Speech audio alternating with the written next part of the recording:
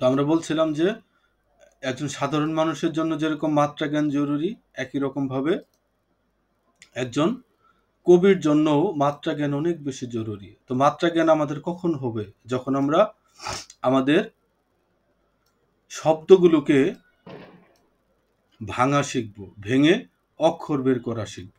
আমরা অক্ষর কেন বের করছি?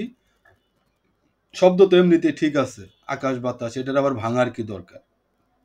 আমরা এই জন্য ভাঙছি কারণ আমরা চাই আমাদের প্রত্যেকটা শব্দের মধ্যে কিরকম মাত্রা আছে, কয়টা মাত্রা আছে, সেই মাত্রাগুলো সঠিকভাবে আমাদের কবিতার মধ্যে ব্যবহার করতে চাই, যেন আমাদের কবিতার মধ্যে একটা ধ্বনি সাম্য প্রতিষ্ঠা পায়। তো আমরা কিভাবে অক্ষর বের করতে পারি? অক্ষর বের করার নিয়ম হচ্ছে যে কোনো শব্দকে আমরা ধীরে ধীরে উচ্চারণ করব এবং আমাদের নিঃশ্বাসের এক ঝোঁকে আমরা একটা শব্দের যে অংশটুকু উচ্চারণ করতে পারবো সেই ভাঙা অংশটুকুই হচ্ছে একটা অক্ষর বা একটা সিলেবল। যেমন বীরাঙ্গনা, বীরাঙ্গনা, বীরাঙ্গনা, একজন উচ্চারণ করেন ধীরে ধীরে, আমরা সবাই পারবো, কঠিন কিছু না। বি রাং গ না, বি রাং গ না, ধীরে ধীরে উচ্চারণ যাস, তাহলে কি হলো? বি রাং গ না, তার মানে বীরাঙ্গনার মধ্যে 4টা অক্ষর আছে। তারপরে আর কি শব্দ বলেন কেউ? হ্যাঁ, পাঠ্যপুস্তক। হ্যাঁ, না, আমরা যে কোনো শব্দকে ভাঙতে পারি এবং যে কোনো ভাষার যে কোনো শব্দকে আমরা ভেঙে অক্ষর বা সিলেবল বের করতে পারি। তাহলে পাঠ্যপুস্তক, পাঠ্যপুস্তক আমরা ধীরে ধীরে উচ্চারণ করি। পাঠ ঠ, পাঠ ঠ, পুস তক, পাঠ ঠ, দেখেন, পাঠ ঠ, তারপরে পুস তক, দেখেন, পাঠ ঠ পুস তক। দ্যাট মিন্স এখানে 4টা অক্ষর আছে। পাঠ্যর মধ্যে 2টা অক্ষর, পাঠ ঠ, পাঠ ঠ, 2টা অক্ষর, আর পুস্তক, পুস তক, পুস তক, তার মানে 2টা ভাঙা অংশ মিলে পুস্তক হচ্ছে, 2টা ভাঙা অংশ মিলে পাঠ্য হচ্ছে। তো পাঠ্য পুস্তককে ভাঙলে আমরা 4টা অক্ষর পাচ্ছি। সারা, আপনার নাম সারা, আমরা সারাকে ভাঙি সা আর হচ্ছে রা, 2টা অক্ষর এখানে।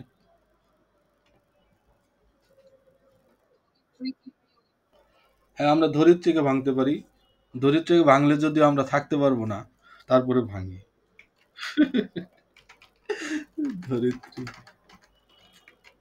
ধরিত্রী, তো ধরিত্রীকে আমরা কি করব? ধীরে ধীরে উচ্চারণ করব। ধো রিত ত্রি, ধো রিত ত্রি, তাহলে কি হলো? ধো রিত, তারপর ত্রি, দেখেন, ধো রিত ত্রি, 3টা অক্ষর এখানে। তো অক্ষর যে বের করছি আমরা, অক্ষর আবার 2 প্রকার। অক্ষর কয় প্রকার? অক্ষর হচ্ছে 2 প্রকার। আমরা যে কোনো শব্দকে ভাঙলে অক্ষর পাবো এবং 2 ধরনের অক্ষর পাবো। একটা হচ্ছে মুক্তাক্ষর, অক্ষর 2 প্রকার। এটা লিখতে পারেন যদি আপনাদের নোটপ্যাড থাকে, অথবা এখান থেকে স্ক্রিনশট নিয়েও রাখতে পারেন। সবচেয়ে ভালো হয় আপনি মনের ভিতরে গেঁথে ফেলেন যে আমরা শব্দকে ভাঙলে অক্ষর পাই। অক্ষর হচ্ছে 2 প্রকার। আমরা যে কোনো শব্দকে ভাঙলে 2 প্রকারের অক্ষর পাবো। একটা হচ্ছে, 1 নম্বর হচ্ছে মুক্তাক্ষর, মুক্তাক্ষর। 2 নম্বর হচ্ছে বদ্যাক্ষর। তো এই মুক্তাক্ষরকে, মুক্তাক্ষরের আরো নাম আছে। এটাকে বলা হয় মুক্ত দল, এটাকে বলা হয় মুক্ত পাপড়ি, অনেক নাম আছে, কিন্তু আমরা সহজভাবে মনে রাখবো মুক্তাক্ষর।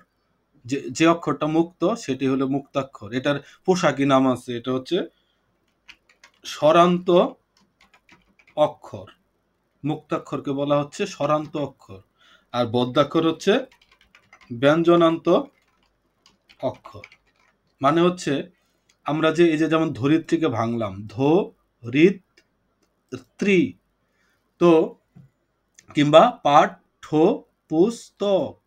এই যে অক্ষরগুলো আমরা পাচ্ছি এখানে দুই ধরনের অক্ষর আছে, একটা মুক্তাক্ষর বা স্বরান্ত অক্ষর, আর একটা হচ্ছে বদ্যাক্ষর বা ব্যঞ্জনান্ত অক্ষর। যে অক্ষরের শেষে স্বরধ্বনি থাকে সেটা হলো স্বরান্ত অক্ষর বা মুক্তাক্ষর, আর যে অক্ষরের শেষে ব্যঞ্জন ধ্বনি থাকে সেটা হচ্ছে বদ্যাক্ষর বা ব্যঞ্জনান্ত অক্ষর, বা ইংরেজিতে বলে এটাকে ক্লোজড সিলেবল, আর মুক্তাক্ষরকে ইংরেজিতে বলা হচ্ছে ওপেন সিলেবল। তো আমরা সহজভাবে মনে রাখার একটা ফর্মুলা বের করি, এটা হচ্ছে যে অক্ষরটাকে আমি টেনে পড়তে পারি, টানতে পারবো, সেটি হচ্ছে মুক্তাক্ষর। আর যে অক্ষরটা আমি টেনে পড়তে পারবো না, থেমে যাব, সেটা হচ্ছে আমার বদ্যাক্ষর। আমাদের এই ক্লাসের উদ্দেশ্য কিন্তু পরীক্ষায় পাশ করা না। আজকে ক্লাসে আমরা কি শিখলাম এটার উপরে কোনো পরীক্ষাও হবে না। আমাদের এই ক্লাসের উদ্দেশ্য হচ্ছে আমাদের আত্ম উন্নয়ন, আমাদের কবিতার মান উন্নয়ন, যেন আমরা কবিতার মধ্যে ছন্দ ব্যবহার করতে পারি। এই জন্য আমরা এই পোশাকি যে সংজ্ঞা আছে এগুলোতে আমি যাব না। আমি যত সহজে আপনাকে বুঝাইতে পারি যেন আপনি এটাকে ধারণ করতে পারেন এবং আপনার কবিতার মধ্যে আপনি এটা ব্যবহার করতে পারেন, এটি হলো আমার উদ্দেশ্য। আপনাদেরও তাই উদ্দেশ্য হওয়া উচিত। তাহলে এই মুক্তাক্ষর এবং বদ্যাক্ষর শেখার সহজ বুদ্ধিটা কি? সহজ বুদ্ধি হলো যে আমরা যে অক্ষরটা টেনে পড়তে পারবো সেটি মুক্তাক্ষর, আর যে অক্ষর আমি থেমে যাব সেটা হচ্ছে বদ্যাক্ষর। যেমন কলম, এখন কলমের মধ্যে ক আর হচ্ছে লম। তো ক, ক আমি কিন্তু টানতে পারছি, তার মানে ক হচ্ছে এখানে মুক্তাক্ষর। আর লম, লম, লম, লম কিন্তু আমি টানতে পারছি না, থেমে যাচ্ছি, ঠিক না? আমি থেমে যাচ্ছি, তার মানে এটা বদ্যাক্ষর। সহজ হিসাব, আমি যে অক্ষরটাকে টানতে পারবো, টেনে পড়তে পারবো, সেটি হচ্ছে মুক্তাক্ষর। আর যে অক্ষরটাকে আমি টেনে পড়তে পারবো না, থেমে যাব, সেটা হচ্ছে কি? বদ্যাক্ষর। যেমন বাংলাদেশ, বাংলাদেশের ভিতরে কয়টা অক্ষর আছে? তিনটা, বাং, লা আর হচ্ছে দেশ। তো বাং, বাং আমি থেমে যাচ্ছি, এটা বদ্যাক্ষর। লা, লা আমি টানতে পারছি, তার মানে এটা মুক্তাক্ষর। দেশ, দেশ আমি থেমে যাচ্ছি, এটা হচ্ছে কি? বদ্যাক্ষর। একই রকম ভাবে আকাশ, আ কাশ। এখন বলেন আ কোন অক্ষর এখানে? গুড, আপনারা সবাই বুঝছেন ব্যাপারটা। আর কাশ হচ্ছে কি? কাশ বদ্যাক্ষর। একদম সহজ। আমি যেকোনো শব্দ নিব, ধীরে, ধীরে উচ্চারণ করব, ভেঙে, ভেঙে উচ্চারণ করব। প্রত্যেকটা ভাঙা অংশই হচ্ছে একটা করে অক্ষর। আর সেই অক্ষরগুলোকে অক্ষরগুলোর দিকে আমি তাকিয়ে দেখব, যে অক্ষরটা টেনে পড়া যাচ্ছে সে হচ্ছে মুক্ত অক্ষর। আর যাকে আমি টেনে পড়তে পারছি না সে হচ্ছে বদ্যাক্ষর। একদম সহজ হিসাব। আবার বলছি, যেকোনো শব্দ আমরা ধীরে, ধীরে ভেঙে, ভেঙে উচ্চারণ করব। এটা হলো গোলাপের পাপড়ি খসানোর মতো ব্যাপারটা। এজন্য এটাকে দল বলা হয়। অক্ষরকে পণ্ডিতরা দল বলে, পাপড়ির সাথে তুলনা করে। কেন? কারণ আমরা একটা শব্দ ফুলের পাপড়ি বের করছি। এই একটা গোলাপ নিলে আপনি যেমন পাপড়িগুলো মেলতে পারবেন ধীরে, ধীরে, ধীরে, ধীরে। একই রকমভাবে একটা শব্দ ফুলকে নিয়ে আমরা তার ভিতর থেকে দল বা পাপড়ি উন্মুক্ত করছি, অক্ষর বের করছি। এর ফলে কি হচ্ছে? আমার শব্দের সাথে একটা নৈকট্য সৃষ্টি হচ্ছে। আমি শব্দের উৎপত্তিমূল, ভিত্তিমূল দেখতে পাচ্ছি। শব্দের মাত্রা গণনা করতে পারছি এবং সেই শব্দের সাথে আমার ভালোবাসা সৃষ্টি হচ্ছে। শব্দের সাথে প্রেম না হলে কখনোই কোনো কবি সাহিত্যিক লেখালেখি করতে পারবে না। তাহলে আমরা একটা শব্দকে ভাঙলেই কি পাবো? দুই ধরনের অক্ষর পাবো। যে অক্ষরটা আমি টেনে পড়তে পারবো সেটা হচ্ছে মুক্তাক্ষর, যে অক্ষরটা আমি টেনে পড়তে পারবো না সেটা হচ্ছে বদ্যাক্ষর। ক্লিয়ার?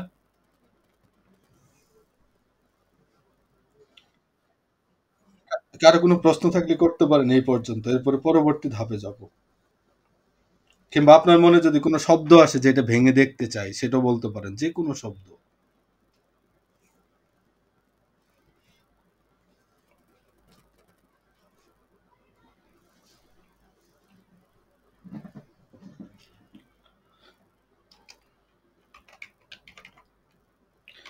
নীলাঞ্জনা, এই নীলাঞ্জনা শব্দটাকে যদি আমরা ভাঙি, একজন ভাঙেন তো দেখি, প্র্যাকটিস করি একটু।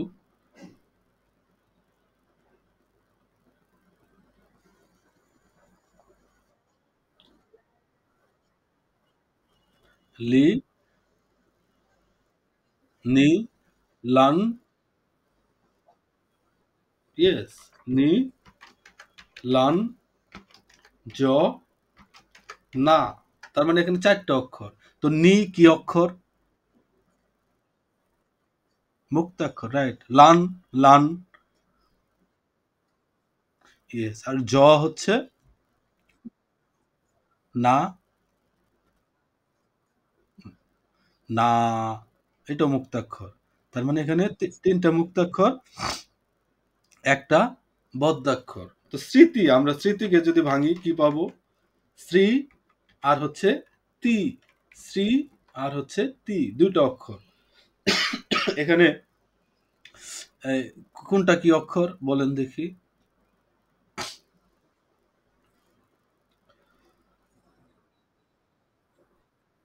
হুম, ইয়েস। তার মানে এখানে ২ টাই মুক্তাক্ষর। তো একটা শব্দ ভাঙলে আমরা শুধু মুক্তাক্ষরও পেতে পারি, আবার মুক্তাক্ষর এবং বদ্যাক্ষরের মিশ্রণও পেতে পারি, আবার শুধু বদ্যাক্ষরও পেতে পারি। যেকোনো কিছুই পেতে পারি। আমাদের সহজ শর্ত হলো আমরা একটা শব্দকে ধীরে, ধীরে উচ্চারণ করে ভেঙে ফেলবো।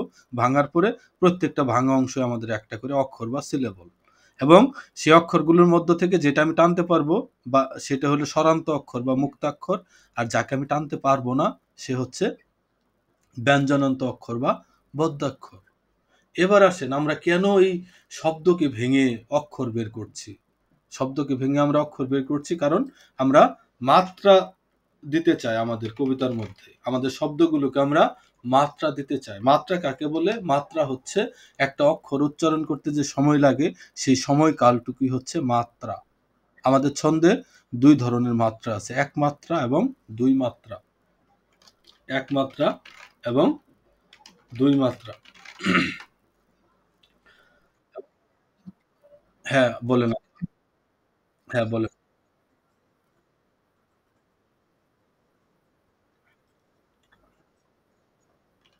হ্যাঁ, আমরা এটাকে ভাঙি। শাপলা শালুক, সাপ লা, সা লুক। দেখেন সাপ লা। তার মানে ২ টা অক্ষর। সাপ হচ্ছে বদ্যাক্ষর, লা হচ্ছে মুক্তাক্ষর। আবার শালুকের মধ্যে সা হচ্ছে মুক্তাক্ষর আর লুক হচ্ছে বদ্যাক্ষর। তার মানে আপনার শাপলার মধ্যে ২ টা অক্ষর আছে, লুকের মধ্যে শালুকের মধ্যেও ২ টা অক্ষর আছে। তা আমরা অক্ষর, জি বলেন।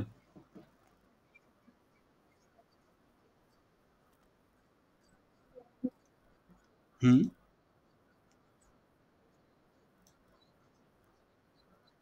হ্যাঁ, এখন হ্যাঁ, একটু বুঝায় বলছি। Thank you. তো মুক্তাক্ষর হচ্ছে স্বরান্ত অক্ষর। স্বরান্ত মানে অন্তে যার স্বরধ্বনি আছে। অ স্বরান্ত মানে অন্তে, অন্তে, স্বর অন্ত। মানে শেষে যার স্বরধ্বনি আছে সেটা হলো স্বরান্ত অক্ষর বা মুক্তাক্ষর। যেমন ক, ক এর সাথে একটা কি আছে? ক যোগ অ। তাহলে কিন্তু ক, এই যে যে অ হলো কি স্বরধ্বনি। তো যে যে অক্ষরের শেষে স্বরধ্বনি আছে বা যে অক্ষরের অন্তে স্বরধ্বনি আছে সেটা হলো স্বরান্ত অক্ষর। আবার যে অক্ষরের শেষে ব্যঞ্জন ধ্বনি আছে, যেমন কাশ, এখানে কাশ দেখেন তালে বর্ষ হচ্ছে কি ব্যঞ্জন, ব্যঞ্জন ধ্বনি। তো যেটার শেষে ব্যঞ্জন ধ্বনি আছে সেটা হলো ব্যঞ্জনান্ত অক্ষর। এটা হলো পোশাকি নাম আর কি। হ্যাঁ, ধ্বনি। স্বরধ্বনি থাকলে স্বরধ্বনি থাকলে সেটা স্বরান্ত অক্ষর, আর ব্যঞ্জন ধ্বনি থাকলে সেটা ব্যঞ্জনান্ত অক্ষর। এটা হলো মনে রাখার নিয়ম। আরো সহজ নিয়ম যেটা আমি বলছি সেটা হলো যেটা আমরা টানতে পারবো সেটা স্বরান্ত অক্ষর বা মুক্তাক্ষর, আর যেটা আমরা টানতে পারবো না সেটি ব্যঞ্জনান্ত অক্ষর বা বদ্যাক্ষর। কারণ ব্যঞ্জন ধ্বনি কখনো টেনে উচ্চারণ করা যায় না। আবার এই স্বরধ্বনি সবসময় টেনে টেনে পড়া যায়। জি, জি।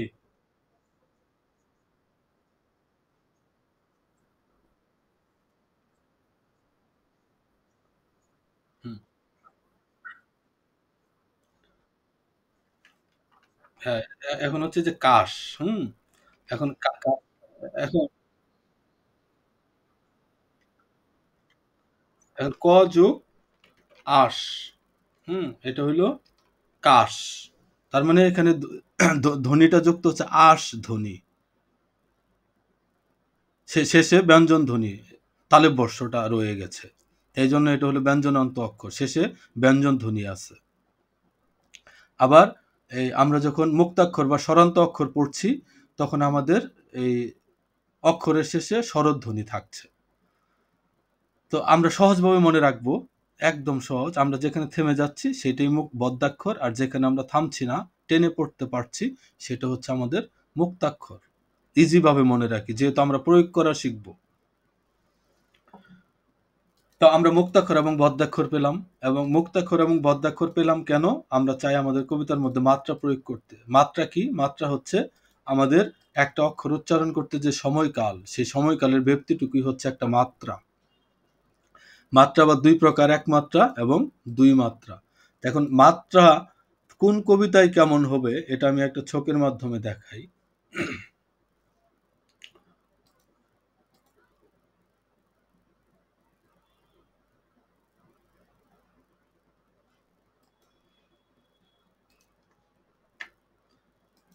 এটা হচ্ছে ছন্দ। বাংলা কবিতায় তিনটা প্রধান ছন্দ আছে: স্বরবৃত্ত, মাত্রাবৃত্ত এবং অক্ষরবৃত্ত। আমরা এই তিনটা ছন্দেই কবিতা লেখা শিখবো। আমরা চারটে ক্লাস করব, এবং এই 4 ক্লাসের মধ্যে স্বরবৃত্ত, মাত্রাবৃত্ত এবং অক্ষরবৃত্ত সম্পর্কে প্রাথমিক আলোচনা করব। স্বরবৃত্ত ছন্দ, মাত্রাবৃত্ত ছন্দ, আর হচ্ছে অক্ষরবৃত্ত ছন্দ, তিনটা ছন্দ।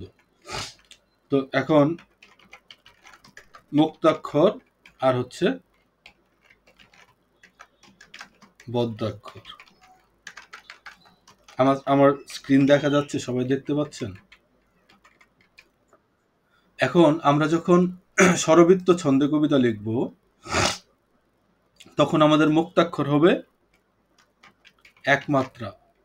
আমরা যখন মাত্রাবৃত্ত ছন্দে কবিতা লিখব তখন আমাদের মুক্তাক্ষর হবে এক মাত্রা। আমরা যখন অক্ষরবৃত্ত ছন্দে কবিতা লিখব তখন আমাদের মুক্তাক্ষর হবে এক মাত্রা। তার মানে মুক্তাক্ষর ব্যাপারটা খুবই সহজ। যে কোনো ছন্দে মুক্তাক্ষরের মাত্রা হচ্ছে কত? এক। এটা আমরা মনে রাখবো। যে ছন্দে কবিতা লিখি আমরা, মুক্তাক্ষর সবসময় এক মাত্রা। আবার বদ্যাক্ষর কি হবে? যখন আমরা স্বরবৃত্ত ছন্দে কবিতা লিখব তখন বদ্যাক্ষর হচ্ছে এক মাত্রা। মাত্রাবৃত্ত ছন্দে যখন কবিতা লিখব তখন বদ্যাক্ষর হচ্ছে দুই মাত্রা। আবার অক্ষরবৃত্ত ছন্দে যখন কবিতা লিখব তখন বদ্যাক্ষর যদি শব্দের শুরুতে থাকলে এক মাত্রা। বদ্যাক্ষর যদি শব্দের মাঝে থাকে তাহলে এক মাত্রা। বদ্যাক্ষর যদি শব্দের শেষে থাকে তাহলে দুই মাত্রা। আবার বদ্যাক্ষর যদি এককভাবে থাকে তাহলেও দুই মাত্রা। এই হচ্ছে নিয়মটা। আমি আরেকবার দেখাই। তিনটা হচ্ছে আমাদের প্রধান ছন্দ: স্বরবৃত্ত, মাত্রাবৃত্ত এবং অক্ষরবৃত্ত। তো আমরা তিনটা ছন্দে কবিতা লিখতে পারি। এখন প্রশ্ন আসতে পারে, তিনটা ছন্দ কেন? তিনটা ছন্দ হচ্ছে আমাদের গতির উপরে নির্ভর করে তিনটা ছন্দের উৎপত্তি। আমরা যখন কথা বলি, সেটা বক্তৃতা হোক বা পারিবারিক কোনো কথা হোক, যে কোনো জায়গাতে যেভাবে আমরা কথা বলি, আমরা একই টোনে কথা বলি না, একই রকমভাবে কথা বলি না। কখনো আমরা উচ্চ স্বরে কথা বলি, কখনো ধীর স্বরে কথা বলি, কখনো মধ্যলয়ে কথা বলি। মানে প্রয়োজন অনুসারে আমরা আমাদের লয়টা চেঞ্জ করি। কখনো দ্রুত গতিতে কথা বলছি, কখনো মধ্য গতিতে কথা বলছি, কখনো ধীর গতিতে কথা বলছি। এই যে আমাদের লয় বা গতি, এই গতির উপরে নির্ভর করেই এই ছন্দের উৎপত্তি। কিরকম? যে আমরা সাধারণ জীবনে যে বক্তব্য দিচ্ছি, যে কথা বলছি, আমাদের কবিতাও এক ধরনের বক্তব্য। কবিতা কি? কবিতা হচ্ছে এক ধরনের বক্তব্য, এবং এটা হচ্ছে কি? কাব্য বক্তব্য। আপনি কাব্যের মাধ্যমে যে বক্তব্য দিচ্ছেন সেটা হচ্ছে কাব্য বক্তব্য। ধরেন মা দিবস বা ভাষা দিবস বা যে কোনো একটা ঘটনা, সেটার উপরে সাধারণ যে মানুষ, সে একটা স্ট্যাটাস লিখবে, মাকে খুব মিস করছি, এত বছর মাকে দেখি না। তার অনুভব বা তার বক্তব্য সে প্রদান করছে। কিসের মাধ্যমে? গদ্যের মাধ্যমে স্ট্যাটাস দিচ্ছে সে বা একটা লেখা লিখছে। কিন্তু যে কবি সেও বক্তব্য দিচ্ছে। সেও তার মাকে নিয়ে অনুভবটা প্রকাশ করছে। কিন্তু সে দিচ্ছে কাব্য বক্তব্য। তারটাও বক্তব্য, সাধারণ মানুষেরটাও বক্তব্য। কিন্তু কবিরটা হচ্ছে কাব্য বক্তব্য। তো আপনি যখন বক্তব্য দিবেন বা একটা কথা বলবেন, সেই কথার একটা গতি থাকতে হবে। ধীর গতি হতে পারে, মধ্যগতি হতে পারে, আবার দ্রুত গতি হতে পারে। তা আপনার কাব্য বক্তব্যের গতির উপরে নির্ভর করেই হচ্ছে ৩টা ছন্দ। স্বরবৃত্ত ছন্দ, মাত্রাবৃত্ত ছন্দ আর হচ্ছে অক্ষরবৃত্ত ছন্দ। স্বরবৃত্ত ছন্দ হচ্ছে দ্রুত গতির ছন্দ। মাত্রাবৃত্ত ছন্দ হচ্ছে মধ্যগতির ছন্দ। আর অক্ষরবৃত্ত ছন্দ হচ্ছে ধীর গতির ছন্দ। যেমন স্বরবৃত্ত, বাঁশবাগানে মাথার উপর চাঁদ উঠেছে ওই, মাগো আমার সুলক বলা কাজলা দিদি কই, আসমানিদের দেখতে যদি তোমরা সবে চাও, রহিমদ্দির ছোট্ট বাড়ি রসুলপুরে যাও। এরকম শত শত হাজার হাজার কবিতা ছড়া আছে স্বরবৃত্ত ছন্দে। এটা হচ্ছে দ্রুত গতি। আবার আমরা মধ্যগতিতে যদি আসি, তাহলে দেখব জসিমউদ্দিন বলতেছে, এইখানে তোর দাদির কবর, ডালিম গাছের তলে, ৩০ বছর ভিজায় রেখেছি দুই নয়নের জলে। অথবা রবীন্দ্রনাথ ঠাকুর বলতেছে, এ জগতে হায় সেই বেশি চায়, আছে যার ভুরি ভুরি, রাজার হস্ত করে সমস্ত কাঙালের ধন চুরি। এটা হচ্ছে মাত্রাবৃত্ত ছন্দ বা মধ্যলয়। এর চেয়েও ধীরলয়ে যখন আসবো, তখন দেখবো আমাদের জীবনানন্দ বলছে, হাজার বছর ধরে আমি পথ হাঁটিতেছি পৃথিবীর পথে। এই যে গতি, কাব্য বক্তব্যের যে গতি, গতির উপরে নির্ভর করে বাংলা ছন্দ প্রধানত ৩ প্রকার: স্বরবৃত্ত ছন্দ, মাত্রাবৃত্ত ছন্দ এবং অক্ষরবৃত্ত ছন্দ। তো আমরা যখন স্বরবৃত্ত ছন্দে কবিতা লিখব, তখন আমাদের মুক্তাক্ষর এবং বদ্যাক্ষর দুইটাই হবে একমাত্রা করে। তার মানে স্বরবৃত্ত ছন্দ খুবই সহজ। কিরকম সহজ? আমরা যে কোনো শব্দকে ভাঙবো, যে কয়টা অক্ষর বের হবে, প্রত্যেকটা অক্ষরে একটা করে মাত্রা। সে মুক্তাক্ষর হোক আর বদ্যাক্ষর হোক, একমাত্রার মর্যাদা পাবে স্বরবৃত্ত ছন্দে। আবার আমরা যখন মাত্রাবৃত্ত ছন্দে কবিতা লিখব, তখন আমার মুক্তাক্ষর এক মাত্রা থাকবে, বদ্যাক্ষর হয়ে যাবে ২ মাত্রা। উদাহরণ দেই, যেমন আকাশ শব্দটাকে যদি, আকাশের মধ্যে কয়টা অক্ষর আছে? ২টা অক্ষর আছে, আ আর হচ্ছে কাশ, ২টা অক্ষর। তো এই আকাশ যদি স্বরবৃত্ত ছন্দে আমি ব্যবহার করি, তখন এটার মাত্রা কত? মাত্রা হচ্ছে ২। কারণ মুক্তাক্ষর এক মাত্রা, আবার বদ্যাক্ষর এক মাত্রা স্বরবৃত্ত ছন্দে। আবার এটাকে যদি আমি মাত্রাবৃত্ত ছন্দে ব্যবহার করি, আকাশ শব্দটা, তখন কি হবে? মাত্রাবৃত্ত ছন্দে আমার আ মুক্তাক্ষর সে এক মাত্রায় পাচ্ছে, আর কাশ হবে তখন কয় মাত্রা? ২ মাত্রা। ১ যোগ ২, তখন হবে টোটাল ৩ মাত্রা। আবার স্বরবৃত্তে যদি আমি লিখি, তখন হবে ১ যোগ ১ সমান হলো ২। এ হলো মাত্রা বিন্যাস।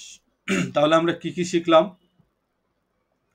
আমরা এখন পর্যন্ত শিখলাম যে বর্ণ এবং ধ্বনি, এটা তো আমরা জানি, শিখলাম। শব্দ, অক্ষর শিখলাম, যে কোনো শব্দকে ভাঙলেই আমরা অক্ষর পাচ্ছি। প্রথমত হচ্ছে ধ্বনি বা বর্ণ, অর্থবোধক ধ্বনির মিলনের ফলে আমরা শব্দ পাচ্ছি। আবার সেই শব্দকে ভেঙে আমরা পাচ্ছি কি? অক্ষর। অক্ষরকে আমরা কি করছি? মাত্রার মর্যাদা দিতে চেষ্টা করছি। এখন আমাদের শিখতে হবে পর্ব। আসেন আমরা পর্ব শিখি। কারো কোনো প্রশ্ন থাকলে?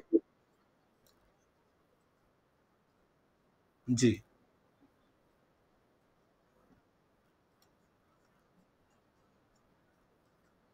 হুম।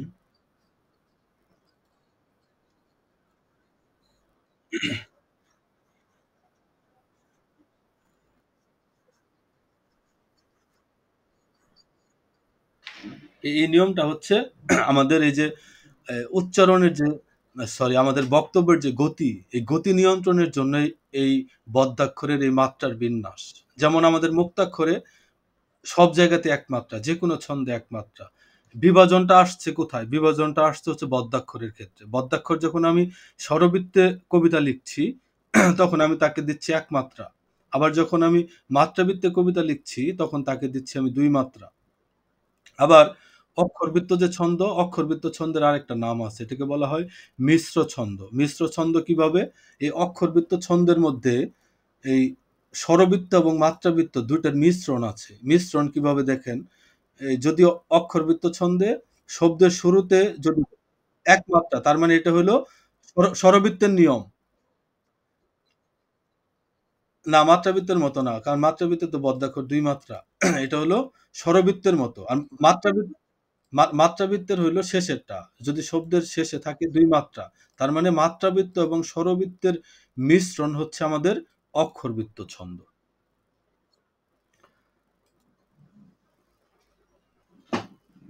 তো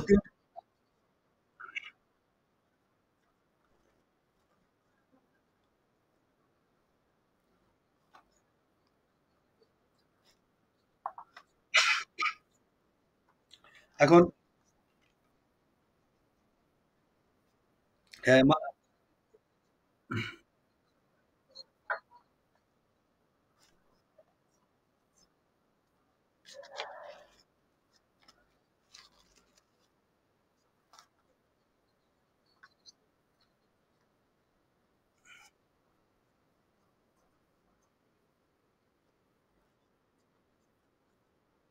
হুম,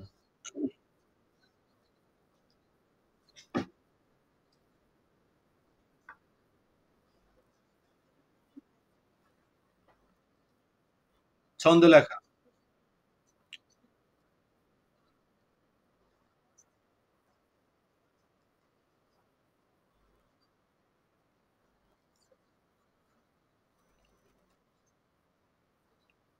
হ্যাঁ, সেটাই।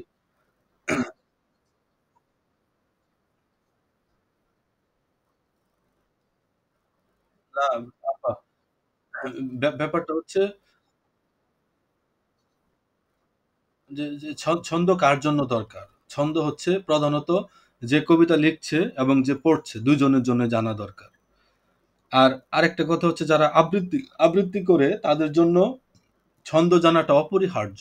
কারণ আমরা যদি একটা কবিতা কোন ছন্দে লেখা এটি যদি না জানি তাহলে আমি ছন্দের গতি নির্ণয় করতে পারবো, কবিতার গতি নির্ণয় করতে পারবো না এবং পর্বগুলো ভাগ করতে পারবো না। আমরা যদি পর্ব বিভাজন না করতে পারি তাহলে কোনো কবিতা পরিপূর্ণভাবে আপনি পাঠই করতে পারবেন না। সম্ভব না। যেমন ধরেন আমি লিখি এই যে আসমানীদের দেখতে যদি তোমরা সবে চাও, এই যে একটা পংক্তি। এখন এই পংক্তি যদি আমি না জানি এটা কোন ছন্দে লেখা, পর্বগুলো যদি আমি ভাগ না করতে পারি তাহলে পড়তে গিয়ে এলোমেলো হয়ে যাবে। আমি যদি পড়ি আসমানীদের দেখতে যদি তোমরা সবে চাও, একটা গতি আছে। এখন আমি যদি বলি আসমানীদের দেখতে যদি তোমরা সবে চাও, এভাবে যদি পড়ি তাহলে কিন্তু এটা পাঠের সৌন্দর্য নষ্ট হয়ে গেল। কেন? কারণ আমার পর্বগুলো আমি যথাযথভাবে বিন্যাস করতে পারিনি। এখন আমরা পর্ব শিখবো। পর্ব শিখলেই আমরা যেকোনো পংক্তিকে ভেঙে পর্ব বিনির্মাণ করতে পারবো। আসমানীদের দেখতে যদি তোমরা শোবে চাও, এটা হলো গতি, মানে পারফেক্ট ছন্দে পড়া। আর যদি আমরা পড়ি আসমানীদের দেখতে যদি তোমরা সবে চাও, তাহলে কিন্তু ঘটনা প্যাঁচ লেগে গেল। যে পড়বে তারও ভালো লাগবে না, যে শুনবে তারও ভালো লাগবে না। তার মানে একটা কবিতা পড়ার আগে যদি সে আবৃত্তি করে সেই কবিতার ছন্দ এবং পর্ব বিভাজন অতীব জরুরি। আমাদের লাইনটা ডিসকানেক্ট হয়ে যাবে, ১ ঘন্টা হয়ে গেছে, আমি আবার লিঙ্ক দিচ্ছি, নতুন লিঙ্ক, ওই লিঙ্কে আসতে হবে। ১ ঘন্টা পরে লাইন অটোমেটিকলি ডিসকানেক্ট হয়ে যায়। তাহলে আমরা এখন পর্ব সম্পর্কে জানবো। আমরা আমরা বেসিক্যালি জানলাম হলো অক্ষর। যে কোনো শব্দকে ভাঙলে আমরা অক্ষর পাচ্ছি। অক্ষর ২ প্রকার, মুক্তাক্ষর, বদ্যাক্ষর। তারপর আমরা মাত্রা সম্পর্কে জানলাম, খানিকটা জানছি। আমরা যখন কবিতায় প্রয়োগ করব তখন আমাদের মাত্রাগুলো, অক্ষরগুলো আরো বেশি ক্লিয়ার হয়ে যাব। একটু ধৈর্য ধরে শুনেন। খুব কঠিন কিছু না, আপনি নিজেও লিখতে পারবেন ছন্দে। এবং যে কোনো শব্দকে ভেঙে আপনারা নিজেরা অক্ষর নির্ণয় করতে পারবেন, মাত্রা নির্ণয় করতে পারবেন, খুবই সহজ। তাহলে এখন আমরা শিখবো হলো পর্ব। পর্ব কাকে বলে? পর্ব হচ্ছে খণ্ড বা অংশ। যেমন আমরা বিভিন্ন বই পড়ি, প্রথম পর্ব, দ্বিতীয় পর্ব, নাটক দেখি, মুভি দেখি, সিরিয়াল ওয়ান টু। পর্ব হচ্ছে খণ্ড বা অংশ। তো আমাদের কবিতার ক্ষেত্রে কি হবে? কবিতার ক্ষেত্রে পর্ব হচ্ছে একটা লাইনের বা একটা চরণের অংশ। এটা অনেকটা হচ্ছে এই ট্রেনের বগির মতো। ট্রেন যেমন অনেকগুলো বগি মানে এক কামরা একটার সাথে আরেকটা যুক্ত করে করে একটা ট্রেন হয়ে যাচ্ছে। তা আমরা যখন কবিতা লিখি, আমাদের এই কবিতা লেখার ক্ষেত্রেও সেম নিয়ম। আমরা একটা পর্ব প্রথমে নির্মাণ করি, সেই পর্বের সাথে আরেকটা পর্ব নির্মাণ করি, তার সাথে আরেকটা পর্ব নির্মাণ করি, এভাবেই একটা লাইন হয়ে যায়। তার সাথে আবার লাইনের সাথে আরেকটা লাইন যুক্ত করি, আরেকটা লাইন যুক্ত করি, এভাবে একটা স্তবক হয়, তারপরে সম্পূর্ণ একটা কবিতা হয়। এটা হলো একটা কবিতা লেখার প্রসেস। তো পর্ব হচ্ছে কি? পর্ব হচ্ছে লাইনের খণ্ডিত অংশ বা ভাঙা অংশ। যেমন আসমানীদের দেখতে যদি তোমরা সবে চাও, এই লাইনটার মধ্যে চারটে পর্ব আছে। আসমানীদের দেখতে যদি তোমরা সবে চাও, এই লাইনটার মধ্যে কয়টা পর্ব আছে? চারটা পর্ব আছে। চারটা পর্ব আছে। আর পর্ব হচ্ছে দুই প্রকার। পর্ব দুই প্রকার। একটা হচ্ছে পূর্ণ পর্ব, আরেকটা হচ্ছে অপূর্ণ পর্ব। তো আমরা যখন স্বরবৃত্ত ছন্দে কবিতা লিখব, আজকে আমি বেসিক্যালি স্বরবৃত্ত ছন্দের মধ্যেই থাকবো। আগামী ক্লাস মাত্রাবৃত্ত, তারপরের ক্লাস আমরা অক্ষরবৃত্তের উপরে করব। তো আমরা যখন স্বরবৃত্ত ছন্দে কবিতা লিখব, স্বরবৃত্ত ছন্দে, তখন আমাদের পর্ব হবে, মূল পর্ব হচ্ছে 4 মাত্রা। মূল পর্ব 4 মাত্রা। আর অপূর্ণ পর্ব হচ্ছে 4-এর চেয়ে কম, 3, 2 অথবা 1। এগুলো হচ্ছে আমাদের অপূর্ণ পর্ব। তার মানে আমি যদি স্বরবৃত্ত ছন্দে কবিতা লিখতে যাই, আমরা যদি স্বরবৃত্ত ছন্দে কবিতা লিখি, তাহলে আমাদের পর্বের বিন্যাসটা কি হচ্ছে? আমাদের প্রত্যেকটা পর্ব বা একটা লাইনের খণ্ডাংশ হবে 4 মাত্রা। তার মানে 4 যোগ 4 যোগ 4 যোগ 4 যোগ 4 যোগ, এভাবে আমরা সামনের দিকে আগাবো। প্রত্যেকটা পর্ব হবে 4 মাত্রা, পারফেক্ট। যেমন আসমানীদের, আসমানীদের, আমরা এটাকে ভাঙি, দেখেন, আস মা নি দের, এখানে কয়টা অক্ষর আছে? চারটা অক্ষর আছে। মুক্তাক্ষরও আছে, বদ্যাক্ষরও আছে। কিন্তু আমরা জানি যে স্বরবৃত্ত ছন্দে মুক্তাক্ষর এক মাত্রা, বদ্যাক্ষরও এক মাত্রা। এই জন্য 4টা অক্ষর মানে 4টা মাত্রা। আবার দেখতে যদি, দেখতে যদি, তার মানে এখানে কয়টা মাত্রা আছে? 4টা মাত্রা আছে। আবার তোমরা শোবে, তোমরা শবে, এখানেও কিন্তু 4টা মাত্রা আছে। আবার চাও, চাও হলো 1 মাত্রা, এটা হলো অপূর্ণ পর্ব। তাহলে এই লাইনটার বিন্যাস কি? 4 যোগ 4 যোগ 4 যোগ 1। এটা হলো গণিত। আমরা গণিতকে অস্বীকার করে টিকে থাকতে পারি না পৃথিবীতে। গণিতকে অস্বীকার করে প্রযুক্তিও চলে না, কোনো কিছুই চলে না। তার মানে আমাদের কবিতার মধ্যেও গণিত আছে। এই ব্যাপারটা খেয়াল করেন। এই যে গণিত, এই 4 4 4 যোগ 1, এটার লিখিত রূপই হচ্ছে আসমানীদের দেখতে যদি তোমরা সবে চাও। ভিতরে গণিত একই। এটার উপরে ভিত্তি করে জীবনানন্দ কবিতা লিখছে, রবীন্দ্রনাথ লিখছে, আমরা লিখছি, পরবর্তী প্রজন্মও লিখবে। গণিতকে অস্বীকার করা যাবে না, গণিত কখনো চেঞ্জ হচ্ছে না, গণিত একই রকম থাকছে। কিন্তু এটার ভিতরে কি হচ্ছে? ভাষা, ভাব, চিন্তা, চেতনা, সময়, অনেক কিছু বদলে যাচ্ছে। কিন্তু আমাদের স্বরবৃত্তের প্রত্যেকটা পর্ব হচ্ছে কয় মাত্রা? 4 মাত্রা। আমরা 4 4 4 4 করে সামনের দিকে আগাবো। এখন একটা শব্দ বলেন তো কেউ, 4টা শব্দ বলেন, 4 জন। যেকোনো শব্দ। যা মনে আসে বলেন। হুম? বিদ্যানিকেতন। তারপরে আরো বলেন, আরো শব্দ বলেন। সূচিপত্র। অন্যজন বলেন, একজনের সব শব্দ বলা যাবে না। 4 জন 4টে শব্দ। সঞ্চয়িতা। তারপরে হুম, প্রজ্ঞাপন। দেখেন, এগুলো হচ্ছে আমাদের শব্দ। এখন আমরা কি করব? আমাদের টার্গেট হচ্ছে আমরা স্বরবৃত্ত ছন্দে ২ টা লাইন লিখব। তো স্বরবৃত্ত ছন্দে ২ টা লাইন লিখতে গেলে আমাদের কি করতে হবে? স্বরবৃত্ত ছন্দের পর্ব হলো ৪ মাত্রার পর্ব। ৪ যোগ ৪ যোগ ৪ যোগ ২। এই হলো আমার চিন্তা। আমি ৩ টা ৪ মাত্রার পর্ব নিব, ২ মাত্রার একটা অপূর্ণ পর্ব নিয়ে আমার লাইনটা বানাবো। একই রকম লাইন ২ টা বানাবো। এটুকু হচ্ছে আমার গণিত। এই গণিতটাকে আমি কি করব? আমার কবিতায় প্রকাশ করব। দেখেন তখন ধ্বনি মাধুর্য সৃষ্টি হবে। তা আমার এখানে শব্দ কি আছে? বিদ্যানিকেতন। আমরা বিদ্যানিকেতনকে প্রথমে ভাঙবো। বিদ দা, বিদ দা। তার মানে বিদ্যার মধ্যে কয়টা অক্ষর? দুটো। বিদ দা। তারপর নিকেতন, নি, নি, কে, তন, তিনটা। তাহলে বিদ্যার মধ্যে দুইটা, নিকেতনের মধ্যে তিনটা, হইল কয়টা? পাঁচটা। এখানে আমার পাঁচটা অক্ষর, পাঁচটা মাত্রা। তার মানে আমার আমার একটা পর্বে কয় মাত্রা লাগবে? ৪ মাত্রা লাগবে। তাহলে আমাকে কি করতে হবে? এটাকে ৪ মাত্রা বানাইতে হবে। পারফেক্ট করতে হবে। আমি ৩ মাত্রা বানাইলে হোঁচট খাবে পাঠক। ৫ মাত্রা বানাইলেও হোঁচট খাবে। আমার টার্গেট হচ্ছে ৪ মাত্রার পর্ব বানাইতে হবে। পরিপূর্ণ পারফেক্ট। তাহলে আমার ওই শব্দটা সঠিক মাত্রা নিয়ে কবিতার মধ্যে বসলো। এজন্য আমরা ঋদ্য কবিতা পড়লে আমাদের কখনো মনে হয় না যে এই শব্দটা এখানে অহেতুক বসে আছে। প্রত্যেকটা শব্দ মাত্রা নিয়ে বসবে এখন আমাদের। তাহলে বিদ্যানিকেতনে ৫ মাত্রা, আমরা এই শব্দটাকে কি করব? ফেলে দেব। এই শব্দ আমাদের দরকার নাই।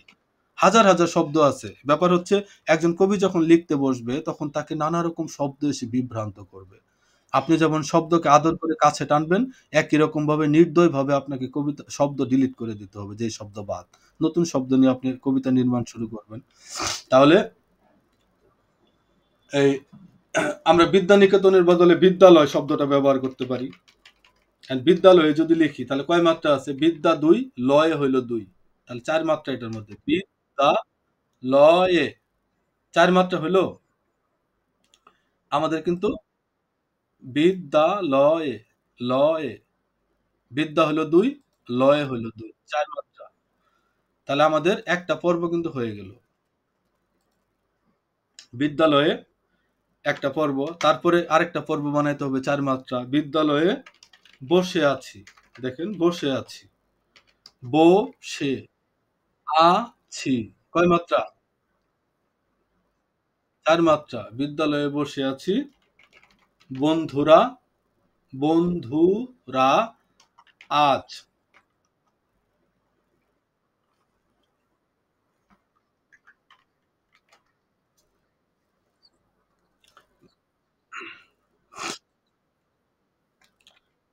কই হচ্ছে ১ মাত্রা। আমরা অপূর্ণ পর্ব ১ মাত্রা নিয়ে নির্মাণ করি। দেখেন বিদ্যালয়ে বসে আছি, বন্ধুরা আজ কই? বিদ্যালয়ে ৪, বসে আছি ৪, বন্ধুরা আজ ৪, কই হচ্ছে ১। তাহলে তারপরের লাইন আমরা লিখি। সূচিপত্র, সু-চি, পথ। হ্যাঁ, ভেঙে দিচ্ছি আপা, দেখেন। বন্ধুরা আজ। এখন বন, দেখেন, বন্ধুরা। আর আজ হচ্ছে বদ্যাক্ষর। হ্যাঁ, বন্ধুরা আজ ৪। তাহলে বিদ্যালয়ে বসে আছি, বন্ধুরা আজ কই? সূচিপত্রকে ভাঙি আমরা। সুচি, পত্র, পত্র।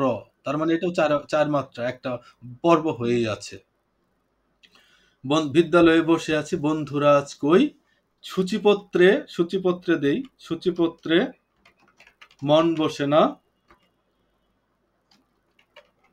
ধরে আছি বই। Good, genius.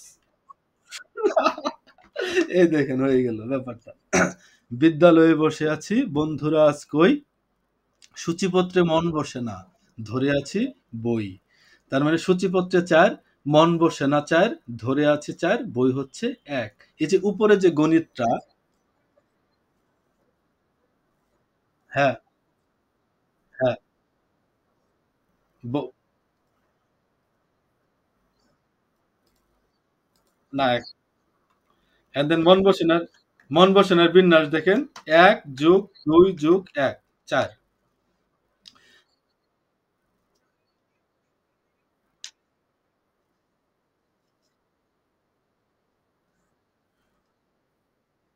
ঠিক আছে না?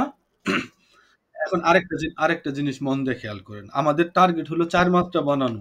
এখন এই ৪ মাত্রা আমরা কিভাবে বানাইতে পারি? এটাও তো একটা প্রশ্ন। ৪ মাত্রা বানানোর ওয়ে হচ্ছে ২+২ ৪ বানাইতে পারি, ৩+১ ৪ বানাইতে পারি, আবার ১+৩ ৪ বানাইতে পারি, আবার ১+১+১+১ এভাবে ৪ বানাইতে পারি। আমার ৪ হইলেই হইল। আমার টার্গেট হলো ৪ বানানো। আমি ২-২ ৪ বানাইতে পারি, ৩-১ ৪ বানাইতে পারি, ১-৩ ৪ বানাইতে পারি, ৪ টা এক মাত্রা নিয়ে ৪ বানাইতে পারি, আবার ডাইরেক্ট ৪ মাত্রারও একটা পর্ব বানাইতে পারি। আমার টার্গেট হচ্ছে প্রত্যেকটা পর্ব হবে সমান। তাহলে আমার কবিতার মধ্যে কি হবে? ধ্বনি সাম্য প্রতিষ্ঠা হবে। যতক্ষণ কবিতার মধ্যে ধ্বনি সাম্য প্রতিষ্ঠা না হবে, ততক্ষণ কবিতা আপনি লিখেও আরাম পাবেন না, যারা পড়বে তারাও আরাম পাবে না। দেখেন, কবিতা হচ্ছে একটা রাস্তা। একজন কবি একটা কবিতা লিখছে মানে সে একটা পথ বিনির্মাণ করছে। আপনি কাউকে দাওয়াত করলেন, আপনার বাসার সামনে যদি সুন্দর করে পরিপাটি করে একটা হাঁটার মতো রাস্তা তৈরি করেন, সে স্মুথলি হেঁটে সেখানে তার গন্তব্যটা শেষ করতে পারবে। কিন্তু আপনার রাস্তায় হাঁটতে যায় যদি একটু পর পর হোঁচট খায়, তাহলে কিন্তু সে দ্বিতীয়বার আপনার ওই কবিতা পড়তে আসবে না। তার মানে হচ্ছে কবিতার একটা কাব্য গতি আছে, গন্তব্য আছে। তো একজন পাঠক কি করে? একজন পাঠক কবিতার মধ্যে পরিভ্রমণ করে। আমরা যখন কবিতা পড়ি, তখন আমরা কি করি? তখন আমরা একটা কবিতার মধ্যে ভ্রমণ করি। কিরকম ভ্রমণ? এটার নাম হচ্ছে কাব্য ভ্রমণ। এই ভ্রমণের পথে কবি আমাদেরকে অনুভবে দোলা দেয়, তার শাব্দিক মাধুর্যে আমাদেরকে মুগ্ধ করে, তার অলংকারে অলংকৃত করে, শেষ পর্যন্ত একটা পরিণতির দিকে আমাদেরকে নিয়ে যায়। আমরা কবির সাথে হাঁটতে কবিতার প্রথম শব্দ থেকে শেষ শব্দ অবধি পৌঁছাই। এই যে একটা আপনার ভ্রমণ কবিতার মধ্যে, যদি হৃদ্য কবির কবিতা হয়, এই ভ্রমণে আপনি তৃপ্তি পাবেন। কারণ সে অনেক স্মুথলি তার পর্বগুলো বিনির্মাণ করছে। এখানে হোঁচট খাওয়ার কোনো উপায় নাই। আপনি অনেক সুন্দর করে পড়ে শেষ করে ফেলবেন। পড়ার পরে মনে হবে আরেকবার পড়ি। কেন? কারণ আপনি অনেক আরাম পাইছেন। আবার আমি কবিতা লিখতেছি, আমার কবিতার কোনো মাত্রা ঠিক নাই, পর্ব ঠিক নাই, লাইন ঠিক নাই। এই একেকজন একেকভাবে পড়তেছে এবং অর্ধেক পড়ে সে ক্লান্ত হয়ে যাচ্ছে। সে স্ক্রল করে নিচে চলে যাচ্ছে বা পৃষ্ঠা উল্টায়ে অন্য কবিতা পড়ছে। কেন? কারণ আমরা তার জন্য একটা সুন্দর রাস্তা বিনির্মাণ করতে পারি নাই। কবি একটা পথ সৃষ্টি করে। তার প্রত্যেকটা কবিতা হচ্ছে একটা রাস্তা। সেখানে পাঠক কি করবে? পাঠক সেখানে ভ্রমণ করবে। ভ্রমণ শেষে সে একটা বোধ আহরণ করবে। তো এই বোধ আহরণ করার জন্য আমাদের সেই কবিতার রাস্তাটাকে স্মুথলি বিনির্মাণ করতে হবে। প্রত্যেকটা পর্ব যখন পারফেক্ট হবে, তখন সেই কবিতা পড়তেও আরাম, সেই কবিতা শুনতেও আরাম, সেই কবিতা দেখতেও ভালো, সব দিক দিয়েই ভালো হবে। এই জন্য আমাদেরকে প্রত্যেকটা পর্ব পারফেক্ট করে লিখতে হবে। এই যে উপরের যে গণিত ৪-৪-৪-৪-১, এই গণিতটাই কিন্তু এই ২ লাইনের মধ্যে আছে। এটা যারা পাঠক তারা এই গণিতটুকু জানে না।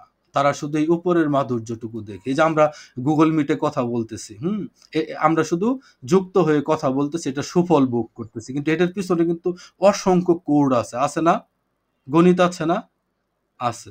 গাণিত গাণিতিক ফলাফলের ফলেই কিন্তু আমরা এই পর্যায়ে এই এই ইউজ করতে পারতেছি। একই রকমভাবে এই যে কবিতা, বিদ্যালয়ে বসে আছি বন্ধুরা আজ কই, সূচিপত্রে মন বসে না ধরে আছি বই। এটার পিছনে কি আছে? ৪-৪-৪-১ ৪-৪-৪-১ এই গণিতটুকু কবি জানে, অন্যরা জানে না। অন্যরা কি হয়? মুগ্ধ হয়। তো আপনি কাউকে মুগ্ধ করতে চাইলে, সঠিকভাবে কবিতা বিনির্মাণ করতে চাইলে অবশ্যই আমাদেরকে এই গণিতের কাছে ফিরতে হবে। গণিতটুকু মানতে হবে। গণিত মেনে কবিতা লেখেন, আপনার কবিতা অসাধারণ সুন্দর হয়ে উঠবে। তাহলে আমরা আরো ২ টা লাইন লিখি, আরো শব্দ আছে আমাদের নিচে। সঞ্চয়িতা আছে। সঞ্চয়িতার মধ্যে কয় মাত্রা আছে? সন, সন,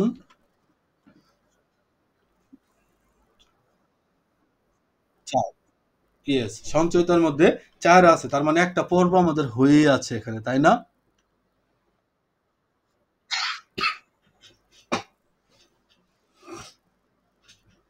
তাহলে আমরা কি লিখতে পারি? সঞ্চয়িতার গানের দোলা মনে পড়ে আজ। সঞ্চয়িতার ৪, গানের দোলা। আঙ্গুল গুনবেন, আঙ্গুলের কর গোনার যে একটা ব্যাপার আছে, আমরা ১ম অবস্থায় কর গুনে, গুনে মিলাবো।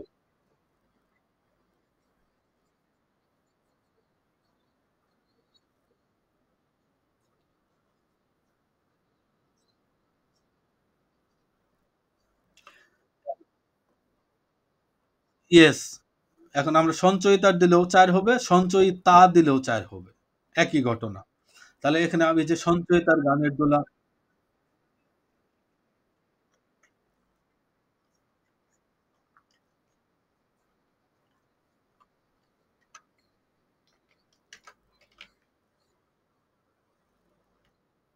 আ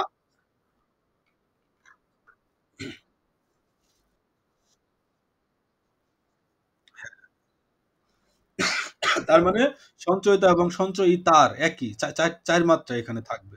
একটাতে মুক্তাক্ষর হবে, আরেকটাতে বদ্যাক্ষর হয়ে যাচ্ছে। তাহলে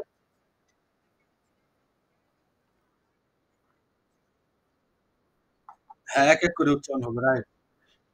এখন স্বরবৃত্ত খুবই সহজ। যতগুলো অক্ষর ততগুলো মাত্রা। আর কোন চিন্তা ভাবনাই নাই এখানে। কিন্তু আমরা যখন মাত্রাবৃত্ত লিখবো তখন চিন্তা আছে। গানের দোলা, মনে পড়ে আজ। তাহলে প্রজ্ঞাপন। প্রজ্ঞাপনের মধ্যে কয় মাত্রা আছে? প্রজ্ঞাপন। হ্যাঁ, তাহলে আমরা এটা ৪ বানাইতে হবে। তাহলে আমরা প্রজ্ঞাপনও লিখতে পারি।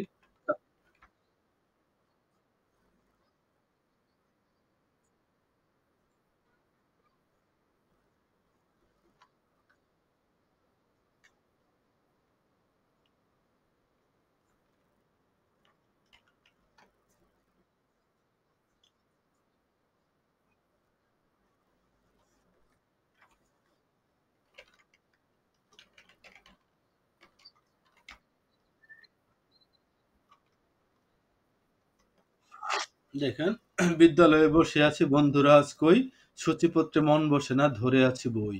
সঞ্চয়িতার গানের দোলা মনে পড়ে আজ, প্রজ্ঞাপনে ঝুলে আছি ভুলে সকল কাজ। এখানে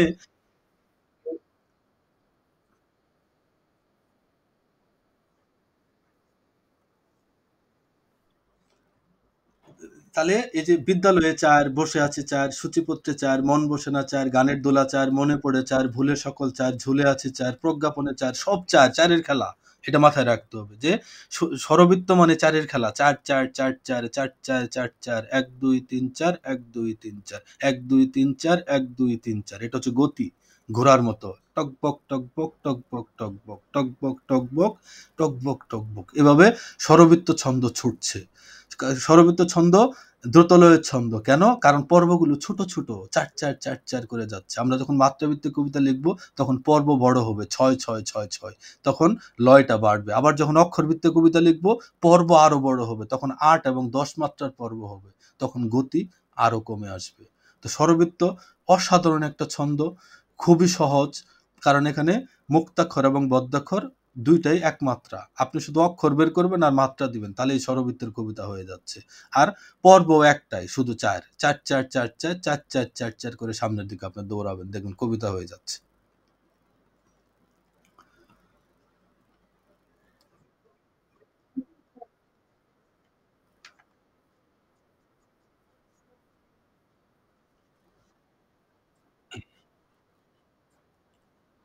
হ্যাঁ, আমরা আমরা আরেকটু চর্চা করি। আরো ৪ টা শব্দ বলেন। ৪ জন ৪ টা শব্দ বলেন। চর্চাটা অনেক জরুরি।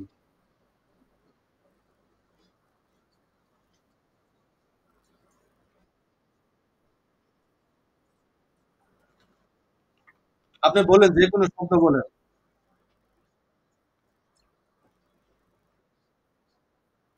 সোনার তরী।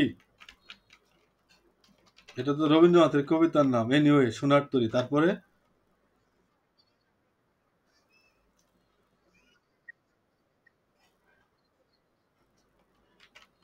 মৃদু মন্দ। প্রজ্ঞাবতী। প্রজ্ঞাবতী আমার কন্যার নাম।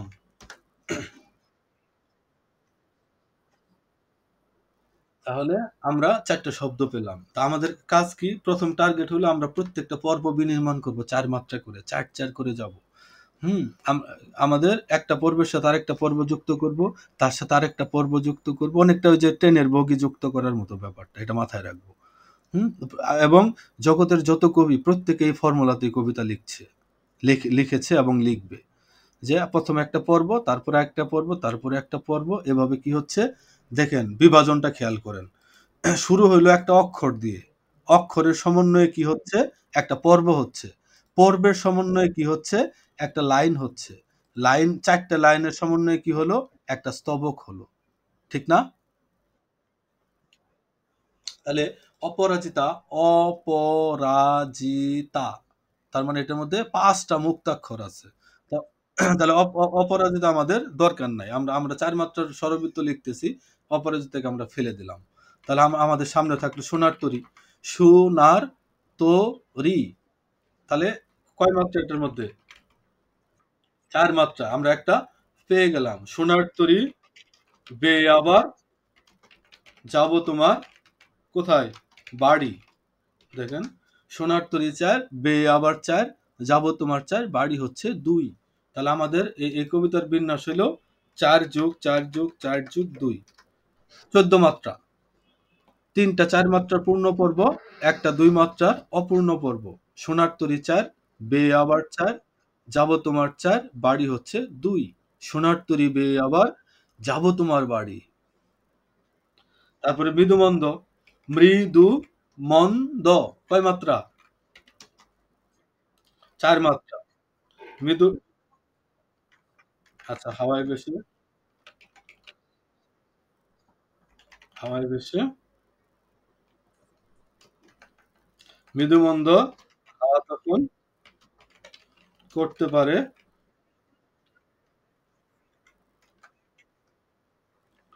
আচ্ছা এটাও লেয়া যায়, মৃদুমন্দ হাওয়ায় ভেসে দেব সাগর পাড়ি। মৃদুমন্দ হাওয়ায় ভেসে দেব সাগর পাড়ি। তাহলে দেখেন আমাদের ২ টা লাইন কিন্তু হয়ে গেল। সোনার তরী বেয়ে আবার যাব তোমার বাড়ি, মৃদুমন্দ হাওয়ায় ভেসে দেব সাগর পাড়ি। তারপরে প্রজ্ঞাবতী, প্রজ্ঞাবতী এটার মধ্যে কিন্তু ৪ মাত্রা এবং এক। প্রজ্ঞাবতী মনের কোণে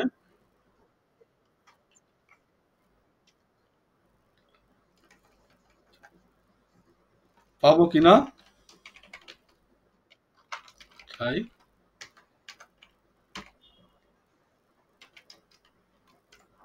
তারপরে তুমি আমার আরাধ্য ধন, তোমায় শুধু, তোমায় শুধু চাই। দেখুন, সোনার তরী বেয়ে আবার যাব তোমার বাড়ি, মৃদুমন্দ হাওয়ায় ভেসে দেব সাগর পাড়ি, প্রজ্ঞাপতি মনের কোণে পাবো কিনা ঠাই, তুমি আমার আরাধ্য ধন, তোমায় শুধু চাই। দেখেন কি সুন্দর দোলা। কেন? এখানে কিন্তু আমাদের কারোই কোনো পরিশ্রম হয় নাই। কি করছি আমরা? আমরা শুধু ছন্দের কাঁধে তুলে দিছি আমাদের অনুভব এবং শব্দ। সে একাই টেনে টেনে কবিতা বানায় ফেলছে। ঠিক কিনা বলেন? তার মানে ছন্দে কবিতা লেখা খুবই সহজ। শুধু আপনি পর্ব বিনির্মাণ করে সামনের দিকে যাবেন। হোঁচট খাবে না কোথাও। ৪, ৪, ৪, ৪, ৪, ৪, ৪, ৪, ৪, ৪ এর গল্প।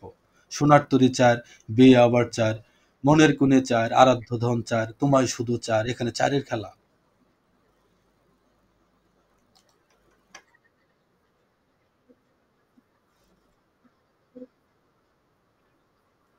এই হিসাব করে দেখতে হবে। দেখেন দ্বিধা দ্বন্দ্ব, দ্বিধা আর হলো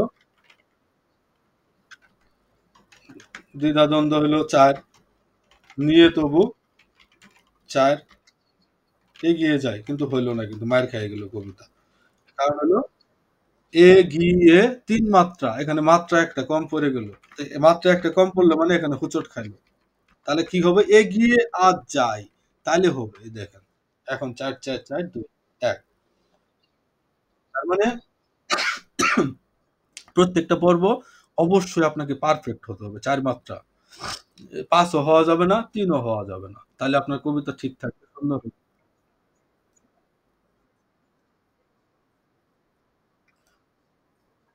ও এ, ঘি, এ, আ।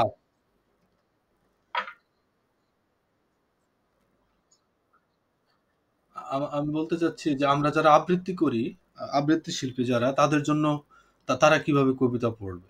হুম? যেমন এই যে এটা হচ্ছে স্বরবৃত্তে লেখা। এটার বিন্যাস কি? এটার বিন্যাস হলো এটা। তো যারা আবৃত্তি শিল্পী, ওরা পড়বে হচ্ছে, ওরা যদি পড়ে বিদ্যালয়ে বসে আছি বন্ধুরা আজ কই, তাহলে কিন্তু হবে না, মার খেয়ে যাবে। তাকে পড়তে হবে মধ্যখণ্ডন দিয়ে।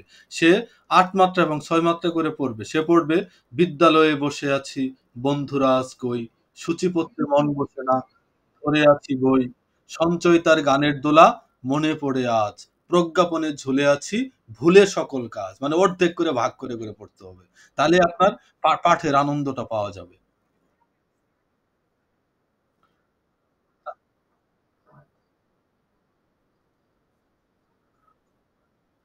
পড়তে গেলে আপনাকে পড়তে গেলে মধ্যখণ্ডনে যেতে হবে। যেমন এই সোনার তরী বেয়ে আবার, এখানে আপনি থামবেন। মৃদুমন্দ হাওয়ায় ভেসে, না এভাবে হবে না। না, এভাবে পড়া যাবে না। আপনাকে পড়তে হবে মধ্যখণ্ডন দিয়ে।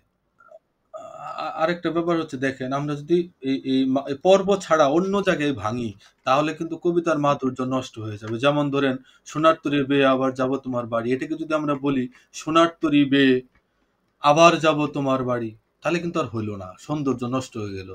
হ্যাঁ, তার মানে কবিতা পড়ার আগে আপনাকে অবশ্যই জানতে হবে সেই কবিতাটা কোন ছন্দে লেখা, এবং তখন আপনি পর্বগুলো বিভাজন করে ফেলবেন, দেখবেন আপনি আপনার মতো সুন্দর করে কেউই আর কবিতা পড়তে পারবে না।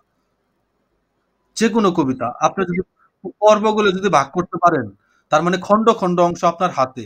যেকোনো অংশকে আপনি যেকোনোভাবে রঞ্জিত করতে পারেন, আবেগ দিতে পারেন, প্রক্ষেপণ করতে পারেন, বিভিন্ন কিছু ইউজ করতে পারবেন। কারণ কবিতাকে ভেঙে টুকরা, টুকরা করে আপনি হাতে নিয়ে ফেলছেন। প্রত্যেকটা পর্ব আপনার চোখের সামনে দৃশ্যমান। হুম? তখন আপনার কবিতা পড়তে অনেক আরাম লাগবে। তার মানে আমরা কবিতা পড়ার আগে যারা আবৃত্তি করি, অবশ্যই জানতে হবে সেই কবিতাটা কোন ছন্দে লেখা। সেই ছন্দটা যদি আমরা নির্ণয় করতে পারি, তখন পর্বগুলো ভাগ করে ফেলবো। পর্বগুলো ভাগ করার পরে কবিতা পড়া কোনো ব্যাপারই না। আপনি যদি কোনো এ কণ্ঠের কারুকাজ ব্যবহার না করেও শুধুমাত্র পর্ব ধরে, ধরে পড়ে যান, তাও কবিতার পাঠ উদ্ধার অনেক সুন্দর হয়ে যাবে। কারণ কবি যখন লিখছে, সে একদম পারফেক্ট পর্ব বিন্যাস করে, করেই লিখছে। এই যেমন এই যে আজকে থেকে আপনি যেকোনো স্বরবৃত্ত ছন্দের কবিতা দেখলেই বুঝবেন। আপনি করবেন, এই পর্ব হিসাব ৪ মাত্রা করে গুনবেন যে ৪, ৪, ৪ এর বিন্যাস আছে কিনা। যদি থাকে তাহলে সেটা স্বরবৃত্ত। আর যদি না থাকে তাহলে সেটা অন্য ছন্দ। আপনি এই কর্মশালা শেষ করার পরে যেকোনো কবিতায় আপনি আপনার সামনে দিলে আপনি বলতে পারবেন এটা কোন ছন্দে লেখা। যেমন এখন স্বরবৃত্ত ছন্দের কবিতা আপনাকে দিলেই আপনি বুঝতে পারবেন যে এটা স্বরবৃত্ত ছন্দে লেখা। একলা ছিলাম কুয়ার ধারে। এরকম অসংখ্য কবিতা আছে স্বরবৃত্ত ছন্দের। তো আমাদের প্র্যাকটিসটা হচ্ছে আমরা যেন লিখতে পারি। লেখাটা অনেক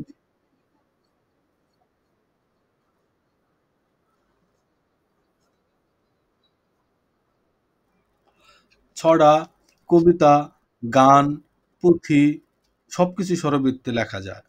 হুম? স্বরবৃত্তটা বহুল ব্যবহৃত একটা ছন্দ। প্রায় প্রত্যেক কবি স্বরবৃত্ত ছন্দে কবিতা লিখেছে। প্রত্যেক কবি। এবং যে হৃদ্য কবি, সে ৩ ছন্দেই তার কবিতা আছে। তবে দীর্ঘদিন চর্চা করার পরে কারো, কারো একটা ছন্দের প্রতি বিশেষ দুর্বলতা সৃষ্টি হয়। তখন সে সেই ছন্দে বেশি কবিতা লেখে। যেমন আমাদের জীবনানন্দ দাশের প্রায় 90% কবিতা হচ্ছে অক্ষরবৃত্ত ছন্দে লেখা। তার মাত্রাবৃত্ত এবং স্বরবৃত্ত আছে তুলনামূলক কম। আমাদের শামসুর রহমানের কবিতার অধিকাংশই হচ্ছে এই অক্ষরবৃত্ত ছন্দে লেখা। আমাদের নির্মলেন্দু গুণের অধিকাংশ কবিতায় স্বরবৃত্ত ছন্দে লেখা। আল মাহমুদের অধিকাংশ কবিতায় স্বরবৃত্ত ছন্দে লেখা। আবার জসিমউদ্দিনের অধিকাংশ কবিতায় মাত্রাবৃত্ত ছন্দে লেখা। মানে একেকটা ছন্দের প্রতি একেকটা কবির ভালোবাসা জন্মে লিখতে, লিখতে। তখন দে ব্যাপার হচ্ছে আপনার অনুভব, আপনি কোন ছন্দে প্রকাশ করবেন সেটা আপনার অনুভবের উপরে নির্ভর করে। কবি তো স্বাধীন। সে তার কাছে ১ম এ একটা ভাব আসে, ভাবের হাত ধরে একটা শব্দ আসে, সেই শব্দকে সে ছন্দের কাঁধে তুলে দেয়। হয় স্বরবৃত্তের কাঁধে তুলে দেয়, না হয় মাত্রাবৃত্তের কাঁধে তুলে দেয়, না হয় অক্ষরবৃত্তের কাঁধে তুলে দেয়। কাঁধে তুলে দেওয়ার পরে সেই ছন্দের কাজ হলো টেনে নিয়ে যাওয়া। কবির কষ্ট খুব কমে যায় যখন আমরা ছন্দ শিখব। দেখেন আমরা ৮ লাইন এখানে লিখছি, আমাদের ২ মিনিটও লাগে নাই। কেন? কারণ আমরা এখানে কোনো পরিশ্রমই করি নাই। শুধু পর্ব মিলাইছি। অটোমেটিক্যালি কবিতা হয়ে গেছে।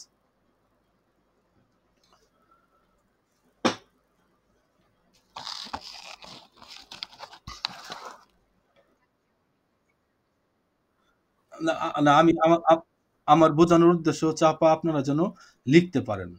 কারণ আমরা তো পরীক্ষায় বসবো না এই পড়াশোনা নিয়ে। আমি যেগুলো পড়াচ্ছি এগুলা অনার্স লেভেলে পাঠ্য আছে। যারা বাংলায় অনার্স করে তাদের 3rd ইয়ারে পাঠ্য আছে। কবিতা, ছন্দ, অলংকার। হুম? ওরা শিখে পরীক্ষায় পাস করার জন্য তারপরে ভুলে যায়। কিন্তু আমরা যারা কবি, আমরা শিখছি হলো আমাদের কবিতার মান উন্নয়ন করার জন্য। আমরা যারা আবৃত্তি শিল্পী, আমরা শিখছি আমরা যেন যেকোনো কবিতার ছন্দটাকে ধরে সঠিকভাবে পড়তে পারি। এটি আমাদের ক্লাসের উদ্দেশ্য।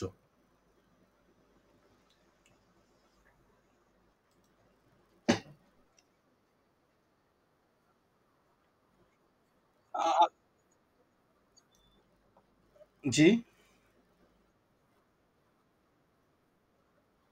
হ্যাঁ, বলেন সিউর।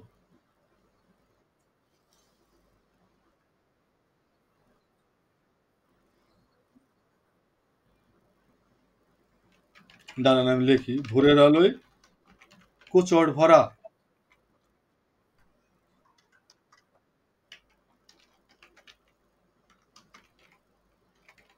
শিউলি বেলুর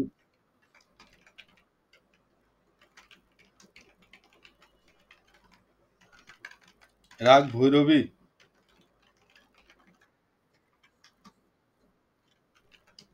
হুম,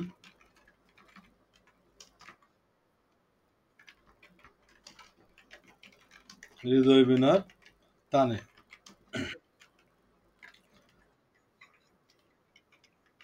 তোমায় তোমায় শিশুর কেমন করে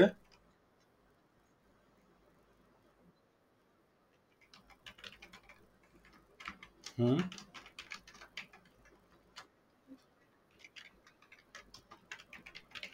দেখাবো সেই স্নিগ্ধ সফেদ আলো।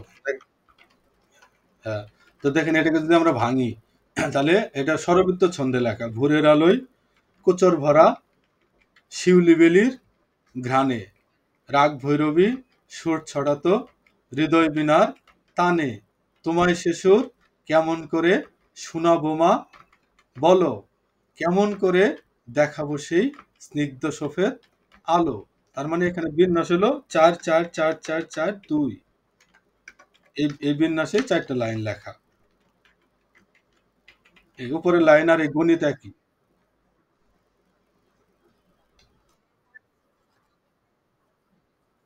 হ্যাঁ বলেন, এটা স্বরবৃত্তে লেখা। আপনি পুরো কবিতাটা পড়েন শুনি। নানা রকম ভাবে করতে পারেন। একটা লাইনের বিন্যাস আমরা লাইন বিন্যাসের উপরে ক্লাস করাবো যদি সময় হয়। এটাও আমরা নানা রকম ভাবে লাইন বিন্যাস করতে পারি। আমি যে লাইনটা বিন্যাস করছি এটা হলো স্ট্যান্ডার্ড একটা লাইন 14 মাত্রা। হুম? তো আমরা 8 মাত্রার লাইন করতে পারি, 18 মাত্রার লাইন করতে পারি, 16 মাত্রার করতে পারি, 12 মাত্রায় করতে পারি, 10 মাত্রায় করতে পারি। কিন্তু আমাকে মাথায় রাখতে হবে যে স্বরবৃত্ত মানে প্রত্যেকটা পর্বে 4 করে আমাকে যেতে হবে। 4 মাত্রা ধরে রাখতে হবে মূল পর্ব।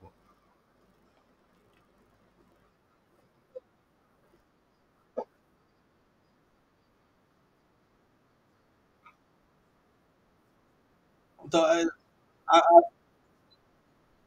আমি ২ মিনিট কথা বলি, শেষ কথা বলি একটু। হচ্ছে আমরা এখানে যারা আজকে ক্লাস করলাম স্বরবৃত্তের, আমরা প্রত্যেকেই ২ লাইন করে হলেও লিখব। চর্চা করব। না চর্চা করলে আপনি ভুলে যাবেন।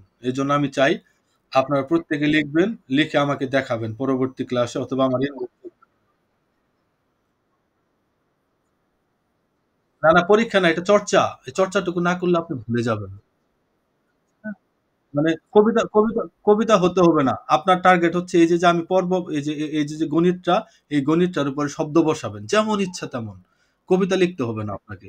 আপনি লিখবেন হইলো শব্দ। শব্দ দিয়ে এই লাইন নির্মাণ করবেন স্বরবৃত্ত ছন্দে।